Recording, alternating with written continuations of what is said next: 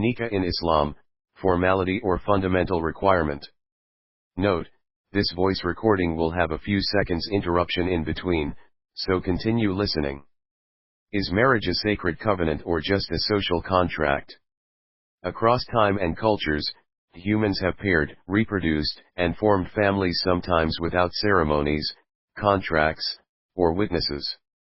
Yet Islam insists on formalizing this natural bond as nikah. But why, and what does it truly add?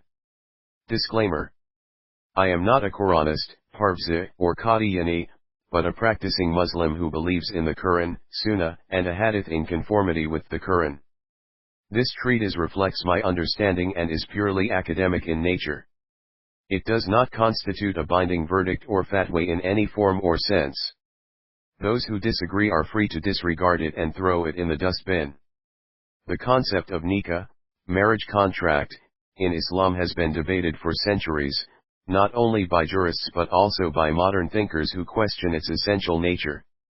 It has traditionally been portrayed as a legal, social, and spiritual institution. Traditional Islamic jurisprudence, fiqh, treats nikah as obligatory for legitimizing sexual relations and family life. It is often presented as the very boundary between licit and illicit intimacy. Yet, when one examines the Quran and the earliest practices more closely, questions arise. Does the Quran truly mandate a formalized nikah ceremony with prescribed formulae, for psychological and spiritual assurance, or is it primarily emphasizing consent, transparency, and public acknowledgement of the union? From a close reading, the Quran does not provide a detailed format for nikah. Instead, it repeatedly stresses mutual consent, taradai, protection of rights, recognition of women's dignity, and social acknowledgement of relationships, 421, 424, 30:21. The institution is rooted in values of responsibility, not ritual formality. The often quoted verse, 421, speaks of nikah as a covenant, mithakan galen, a serious, binding agreement, yet nowhere prescribes a set of words or a specific ceremony. The Quran's directives in this regard seem historically contextual, designed to safeguard justice and recognition in a setting where women and children face acute vulnerability. This opens the space for interpreting nikah as a cultural form that evolved to give tangible expression to these values, rather than a divinely fixed ritual. In fact, before Islam, societies including the children of Adam in Islamic narratives recognized unions through varying social customs without a formal nikah procedure as it is understood today. Islam regulated the practice by emphasizing dignity, consent, and fairness. By standardizing ijab wa qabul, offer and acceptance, and requiring witnesses, the Prophet operationalized nikah in a way that served to uphold justice and values within the context of his society. Nikah in Christianity and Judaism. Judaism. Traditional Jewish marriage, kiddushin plus ketubah, is in fact very close to nikah. It is a contract, usually with witnesses, and includes a financial obligation toward the wife.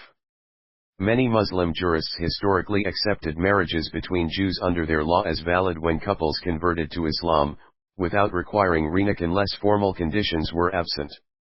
Christianity. In Catholicism, marriage was not a contract but a sacrament.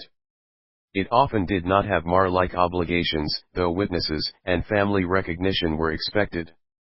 In Protestant traditions, marriage is more contractual, a civil covenant before God and community. Islam took the Jewish contractual clarity plus Christian spiritual/sacramental seriousness and fused them into nikah as both a binding legal contract and a sacred covenant. Modern realities reinforce this point. In many societies today, the conditions Islam sought to guarantee mutual consent, family awareness, public recognition, rights of inheritance, and protection of children are often met through civil marriage laws or even long-term public cohabitation. Paternity can now be scientifically verified, women's financial rights can be legally enforced, and secrecy in unions is discouraged by social norms. Modern common law marriages, unions, provide these protections. Legal recognition of children, through civil law and paternity tests. Financial rights, child support, alimony. Social acknowledgement is achievable through civil law and public knowledge of cohabitation. Legal protections can exist outside Nikah. Spiritual and psychological benefits remain the unique contribution of Nikah, providing believers with reassurance of legitimacy and divine sanction. It is also significant that Islam historically permitted, or interpreted so, sexual relations with slave women without requiring nikah. This demonstrates that while nikah was emphasized as the normative path for free men and women, it was not universally required in every possible intimate relationship sanctioned by Scripture.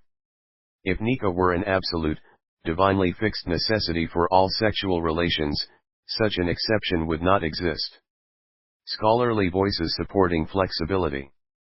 Several scholars and reformist thinkers across Islamic history have argued that the essence of nikah lies not in its ritual form but in the principles it secures. Imam Abu Hanifa, d. 767 CE, founder of the Hanafi school, while affirming the necessity of witnesses, is known for his lenient rulings where social recognition and consent were considered sufficient.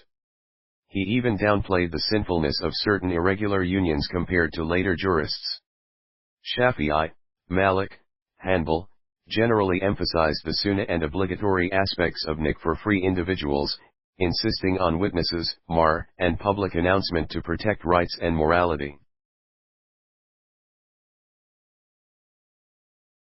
Upgrade to Panopreader, the standard edition, more voices and features available, and know this audio clip.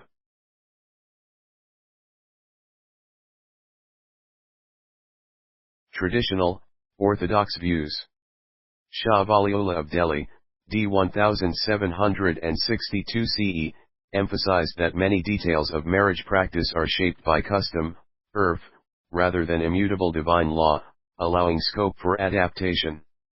Modernist scholars like Muhammad Abduh, d. 1905, and Rashid Rida, d. 1935, highlighted that Islamic law aims at ensuring justice, dignity, and protection in marriage rather than mandating fixed ceremonial formulas. Javed Ahmed Ghamdi, contemporary scholar, while defending the Sunnah of Nikah, has conceded that its form is not rigidly defined by the Quran, but shaped by prophetic practice suited for its time. Even Ibn Taymiyyah, d. 1328 CE, though strict in many matters, acknowledged that a marriage could be valid if social norms and consent were met, reflecting the primacy of substance over form. These perspectives illustrate that while ritual nikah became the dominant legal requirement in fiqh, there has always been recognition that the true essence lies in public, consensual, and dignified union. Conclusion. It seems clear, then, that nikah as a specific ceremony may not be an absolute divine command in the Quran. Rather, it represents a formalization of principles meant to ensure fairness, dignity, and recognition of human relationships. The ceremony provides psychological comfort, social legitimacy, and communal acknowledgement, but does not in itself create rights or responsibilities that cannot be secured otherwise.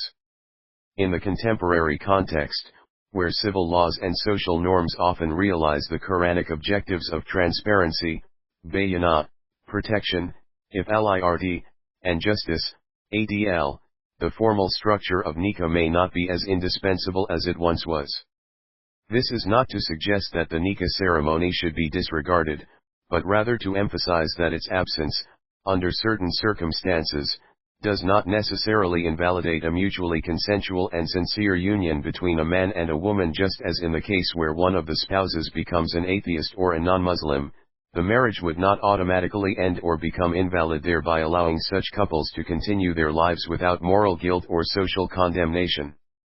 What Islam truly insists upon, as reflected in numerous Quranic injunctions, example Quran 4:1, 30:21, 2:187, is a relationship founded upon mutual consent, public acknowledgement, compassion, and responsibility, principles that transcend ritual formalities and remain universally relevant. Comment / like / share / follow and subscribe. Email shakirmumtaz2@gmail.com. Shakir Mumtaz. Author, thinker, analyst. Upgrade to Panopreader, the standard edition, more voices and features available, and know this audio clip.